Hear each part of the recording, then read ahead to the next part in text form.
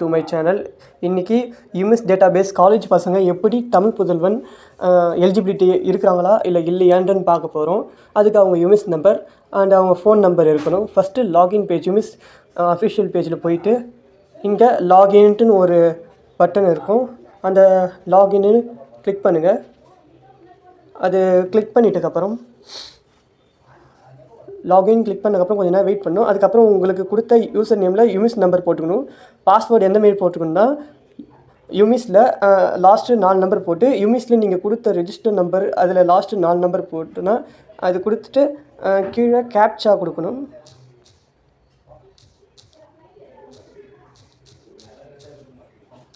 Captcha போட்டதுக்கப்புறம் கீழே லாகின்ட்டுன்னு ஒரு பட்டன் இருக்கும். லாகின் கிளிக் பண்ணதுக்கப்புறம் லாகின் ஆகும். லாகின் ஆனதுக்கப்புறம் லாஸ்ட்டாக ஸ்காலர்ஷிப் இன்ஃபர்மேஷன்ட்டுன்னு ஒரு ஆப்ஷன் இருக்கும். அதை கிளிக் பண்ணுங்கள். அதை கிளிக் பண்ணிட்டதுக்கப்புறம் மேலே நீங்கள் எலிஜிபிலிட்டி இருக்கிறீங்களா இல்லையான்ட்டுன்னு ஸ்கீம் டீட்டெயில்ஸில் இருக்கும்.